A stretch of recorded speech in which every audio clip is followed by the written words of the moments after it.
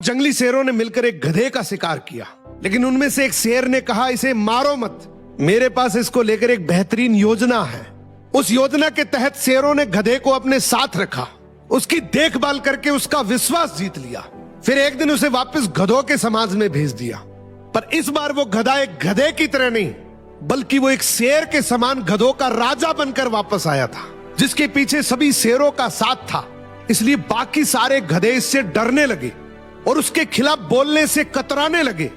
अब शेर जब जब उस गधों के झुंड को देखने आते, ये गधा अपने ही समुदाय के गधे को शेरों को खाने के लिए दे देता। ये गधा गधों के बीच तो एक शेर जितना ताकतवर बन गया था, लेकिन शेरों के बीच वो अब भी एक गधा ही था। ये अपने जैसों पर तो राज करता था, लेकिन ये एक ऐसी ताकत से जुड़ा हुआ था जिससे वो बचकर भाग नहीं सकता था।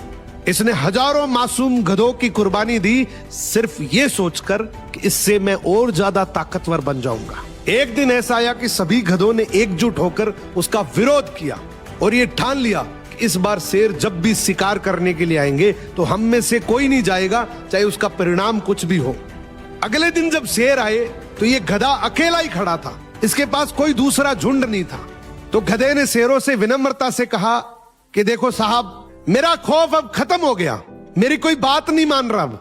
तो शेरों ने डिसाइड किया कि चलो अब तू किसी काम का नहीं है तो तू ही साथ चल ले, आज का हमारा भोजन तू ही बनेगा।